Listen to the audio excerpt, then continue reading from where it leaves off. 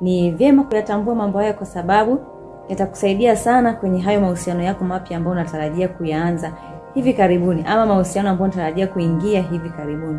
Jambo la kwanza, kuwa tayari kujifunza.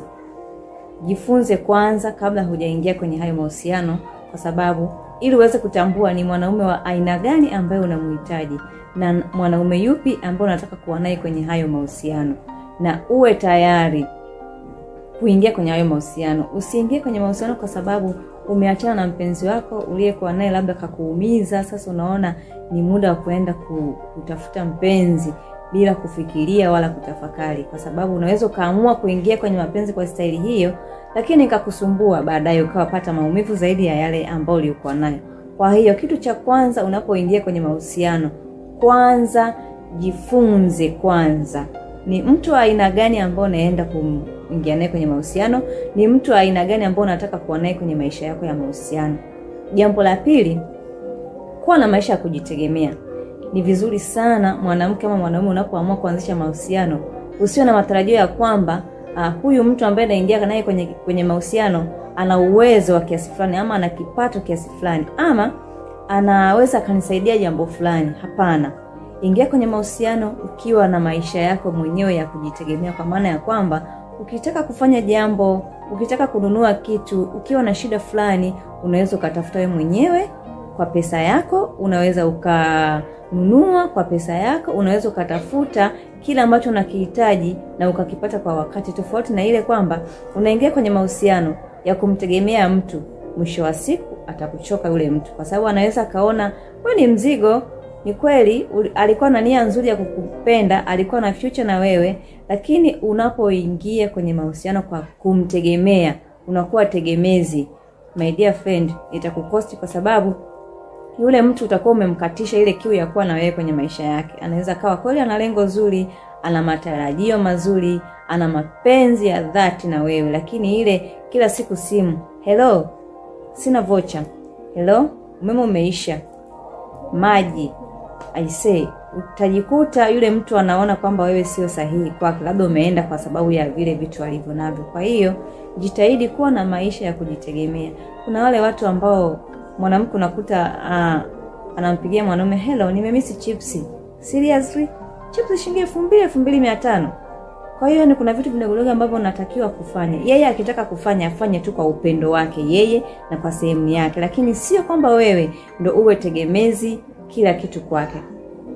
Jambo la tatu ambalo unapaswa kujua na kuzingatia unapotaka kuingia kwenye mahusiano, kuwa na matarajio halisi. Kwa maana ya kwamba huyu mtu ambaye unaingia naye kwenye mahusiano hajakamilika, ana matatizo na mapungufu yake binafsi.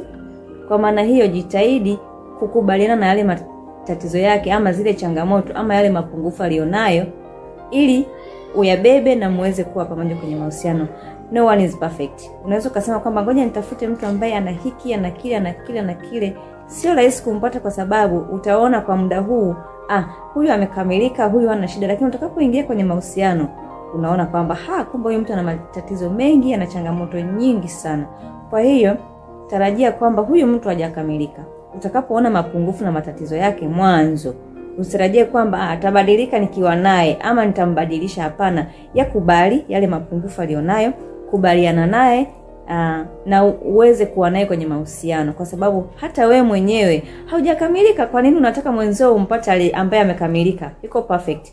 Hamna kitu kama hicho. Kwa hiyo tarajia hivyo kwamba unapoanza mahusiano na mtu, unapoingia kwenye mahusiano na mtu, hata yeye hajakamilika kama ambavyo wewe haujakamilika. Jambo lingine la tano, kuwa mtu wa kutoa na kupokea. Jiandae ama kuwa tayari kutoa na kupokea. Wewe usiye mtu wa kutaka tu kupokea tu, ama unataka tu kutoa halafu wewe ambao unapewa huoni umuhimu wa mwenzio anayekupa. Kwa hiyo jitahidi kuwa mtu wa kutoa lakini na kupokea, ili hata na mwenzio ambaye anatoa, basi na yeye aone kweli huyu mtu ambaye anakuwa nampa naye ana utu, ana ubinadamu.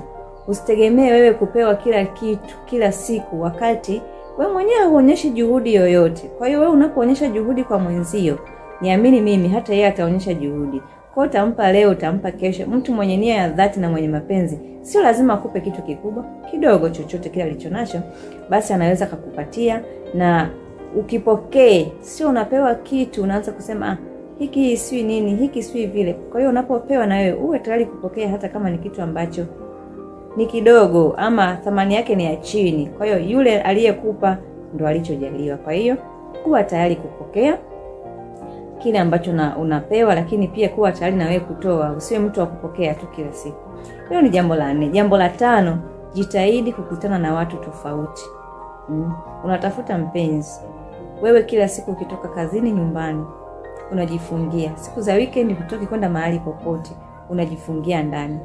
Sio rahisi kukutana na mtu ambaye unamtaka endapo wewe muda wote umejifungia ndani. Kwa hiyo jitahidi kukutana na watu wapya. Toka, nenda kwenye shughuli mbalimbali, nenda beach siku za weekend ambazo umepumzika, nenda kanisani, kutana na watu tofauti tofauti. Yaani sio tunatoka kanisani wewe umeshaondoka. Toka kanisani, salimiana na wapendwa wenzio, mjuliane hali. Jiunge kwenye vikundi mbalimbali ambavyo vina mchanganyiko wa watu, wanaume na wanawake. Ukisikia kuna shughuli, kuna event mahali, jichanganye, nenda kakutane na wenzio. Hiyo ni sababu moja hapo ambayo inaweza kukusaidia pia wewe kupata mwenza. Lakini pia unaweza kaingia kwenye hizi apps mbalimbali za kutafuta wachumba, japo tunatakiwa kuwa makini kwa sababu kuna zingine ambazo sio sahihi. Kwa hiyo jitahidi kuzingatia hivyo vitu 5 kwa sababu vitakusaidia sana wewe kupata mwenza ambaye unamhitaji. Asante kwa kuendelea kufuatilia ama kuwa pamoja na mimi katika YouTube channel hii. Usiache kusubscribe, kucomment na kulike, lakini pia kubonyeza hiyo alama ya kengele. Itakapokuja video nyingine basi wewe utakuwa wa kwanza kuweza kuiona. Jina langu ni Diana Rupi. Tukutane tena kwa wakati mwingine. Kwa chochote ambacho unaweza ukataka kushare na mimi, unaweza kanitali 716 07 59 62.